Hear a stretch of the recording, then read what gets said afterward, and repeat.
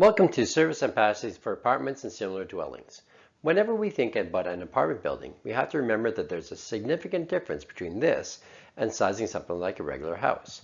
There's a lot of different loads we have to think about, and there's a lot of different interactions between all the different types of suites and all the loads that are not inside the suites. So we're going to look at how to properly calculate the service ampacity for any type of apartment building or condo complex. We're going to cover the information in this module in 4 separate videos. First, we're going to look at what it takes to size the individual feeders going up to each different type of suite. After that, we're going to look at the other types of loads within the building that are not found inside the living areas, such as the hallways, the utility rooms, and also the parking lots, and what those loads look like. The third video will be focusing on how to add all those different loads together in order to figure out how big our total service should be. And then lastly, we'll be figuring out our conduit size based on a few different rules concerning the neutral. When it comes to multifamily homes, there's a number of different types of services that we have. We're going to be focusing on apartment services in this particular module. So let's discuss the different things that we need to know about what goes into building an apartment service. First, we have the feeders that go up to every single suite. So think about the suites as individual small houses. Each one of those individual suites needs to have some sort of control to be able to shut it off completely coming off the main service. These are all called feeders. We also need to think about everything else that's not inside the suites. And we consider these to be house loads or parking lot loads. So each one of those will also need to have a separate feeder for each type of service to supply those loads. It all starts with the main service box, which is the first place where we have a disconnect as well as overcurrent protection. And that overcurrent protection could be a fuse or a breaker. When it comes to designing the service for an apartment building, we need to think about not only functionality, but also effectiveness. So quite often we'll bank all the meters and disconnects together in order to make it more attractive and more usable. An important thing to remember is that every single disconnect switch must be labeled properly for what it controls. This means that every single suite, every single house panel, and every single parking lot panel will have its own separate label on their corresponding disconnects. Let's take a look at what actually goes into doing an apartment building service. We have to start somewhere, so what we're going to start with is the suite feeder conductors.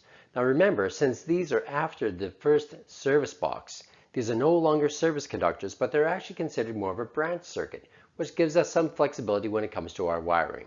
We want to treat each of these suites as if they're their own separate unit. So we need to know how many different types of designs are in the same building. Quite often, they will repeat a design to build the same suite over and over again within the same building because it's more cost effective that way. So once we have an idea of the different designs for each different type of suite, we can then start building our calculations to figure out what the feeder size is going to be for each different type of suite. In this particular example, we're going to have 3 different types of suites, Suite A, Suite B, and Suite C, and we're going to look at the different factors that goes into sizing the feeder for each one of these suites. We have 2 Suite A's within our apartment complex, and each of these suites will have a value of 80 meters square. 8202 starts with what is called a basic load calculation. Our basic load would include anything that is less than 1500 watts and is general purpose use inside your house. So think about your plugs inside your bedroom or your living room or your hallway or your bathroom or any of your lighting. Those are all examples of what basic loads are. So it stands to reason that the larger your suite is, the more basic loads you're going to have as well, which is why our basic loads are all based on square footage of our apartment.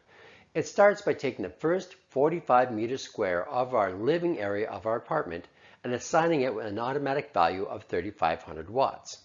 We are starting with an 80 meter square apartment, so we're going to have more than that first 45 meters, which means we need to continue reading through our codebook. The next line states that for the next 45 meters square, so now up to 90 meters square, we need to add an additional 1,500 watts. For our particular suite, we would need to add 3,500 to 1,500, and we have a total basic load of 5,000 watts inside our apartment. And remember, this includes all of our general use plugs and lights. After we're done with the basic load, we move on to heating and air conditioning loads. Heating loads are subject to Section 62, in particular Rule 62.118. Air conditioning is just taking it 100%. So whenever you're dealing with air conditioning and heating loads, the first question you need to ask is, are they interlocked? By interlocked, I mean that the two systems cannot run at the exact same time. If they are not interlocked, the heating system and the air conditioning system could actually be working at the exact same time, which means that we would have to include both of them into our service calculation. Since in this particular case, we have our heating and our air conditioning interlocked, meaning they're likely being run by the same thermostat, this means that we only take the higher of the two loads. Our heating load is 2.8 kilowatts and our air conditioning load is 1.8 kilowatts, so we take the higher one, which is our heating, and we add that to our list. Once again, if they were not interlocked, I would have to add them both together and account for both of them within our feeder calculation. The third step is to look at the electric range load. Our electric range is going to start with assigning a value of 6,000 watts to our electric range for any portion of that range that is up to 12 kilowatts. If you think about the range inside where you live, it's not likely that you ever use the range to the full capacity all the time. This means that we can derate it a little bit. And by derating it, we're going to assign a value of 6,000 watts to the first 12 kilowatts of our range load. Our range in this suite is a 16 kilowatt range. So for the first 12 kilowatts, we give it a value of 6,000 watts. The rule continues to say that any value over that 12 kilowatts will be added at a 40% demand. That means for our leftover 4 kilowatts, that is over our initial 12 kilowatts, we're going to multiply that by 0.4, and that gives us our 40%. Our total range demand load, therefore, is 7,600 watts. The next thing we need to look at is what is considered to be other loads. Other loads would be anything else that this rule does not include. And this rule does include things we have not talked about yet, such as tankless water heaters and things like that. But if we have not dealt with it yet in our load list, up to this point, these are all considered to be other loads. In this particular case, we only have the dishwasher and the microwave that we have not dealt with. One of the things that we need to be aware of is that we only need to include any load that is over 1,500 watts. Remember, our basic loads that we dealt with in the very first dealt with any loads 1,500 watts and less. So we've already dealt with anything that is smaller, such as our microwave, which is 1,400 watts. That's been dealt with in our basic load. The only thing we need to worry about now with our other loads is our dishwasher. The next thing we need to worry about when it comes to our other loads is whether or not we've already accommodated for an electric range.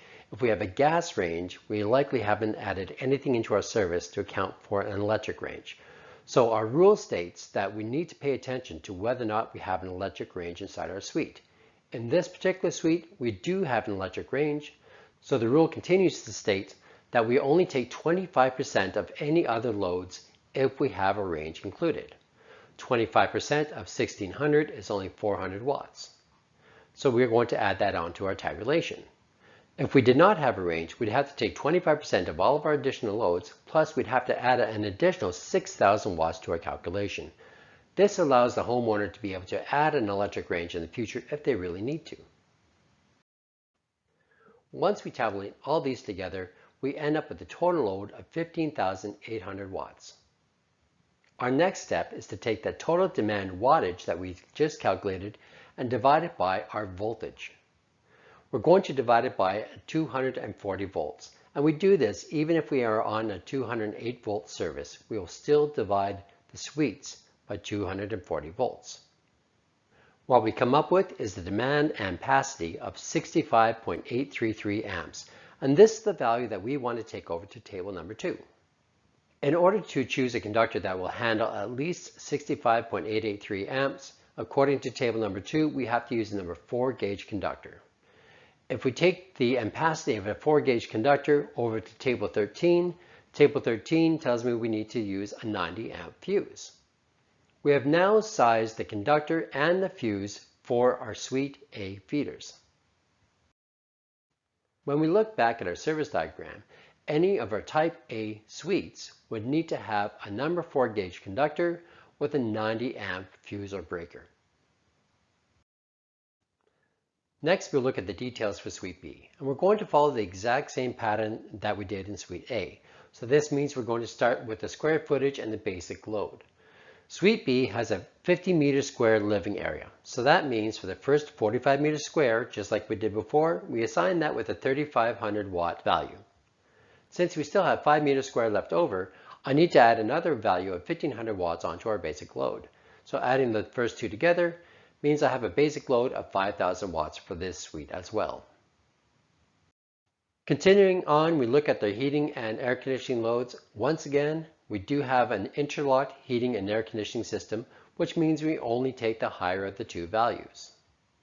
Since our space heating is higher in this case, we're going to use our space heating value, and we will add 2000 watts onto our list. Our next step is to look at our electric range.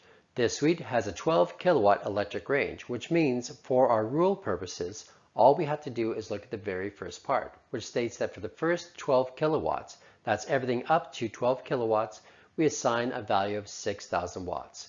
Since we don't have anything over 12 kilowatts in this case, we're not going to assign any additional value. So my range load is 6000 watts. When it comes to the other loads, if we look at what we have left over, which is our microwave and our dishwasher, neither one of those two are over 1500 watts. So any additional loads are worth 0 wattage when it comes to our calculation.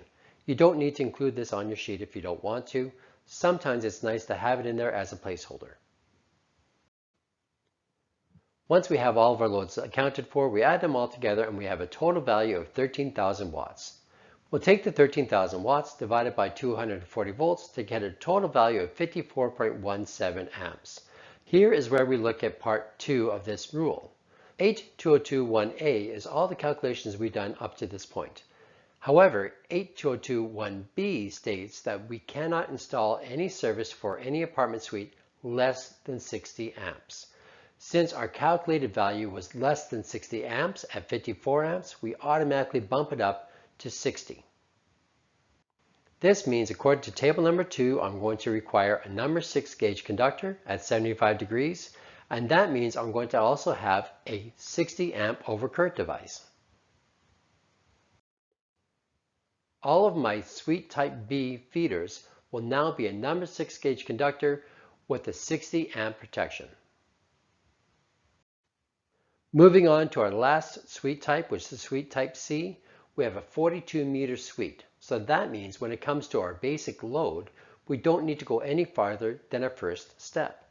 Since our first step incorporates the first 45 meters square for a value of 3500 watts, and we only have 42 meters square inside our apartment, then that's what our basic load is going to be. Our next step again is looking at heating and air conditioning. And once again, our heating and air conditioning in this unit is going to be interlocked, which means we only take the larger of the two, which means we're going to take our heating load over to our calculations. Next is our electric range. Once again, we have to give a value of 6000 watts for up to the first 12 kilowatts. Since our range in this case is 11 kilowatts, it still means that we give it up to 6000 watts as a beginning point. This allows them to upgrade their range later on in the future if they really need to. When it comes to other loads, we only have the dishwasher, which is less than 1500 watts, so just as we did with Suite B, we can safely ignore the other loads. Once we've accounted for everything, we're going to total it all up and we get a grand total wattage of 11,500 watts. We divide this by 240 volts to get a value of 47.92 amps. And just as we did with Suite B, we have to defer to Rule 1B, which means that we cannot have a service less than 60 amps. So just like in the last suite, we're going to include a number 6 gauge conductor rated at 75 degrees and a 60 amp overcurrent device. When it comes to my main service, any suite that is suite type C will need to have a number 6 gauge conductor with a 60 amp overcurrent protection on it. Now we've gone through the feeder calculations for 3 different types of suites inside our apartment building, and we know how they're going to relate to our total service. Keep in mind that as different loads are added into each individual suite, we could be changing our calculations as well. So make sure you are reading through 8202 Subrule 1 very carefully so you understand the different variables that could affect your feeder sizing. When you're ready, continue on to the next video.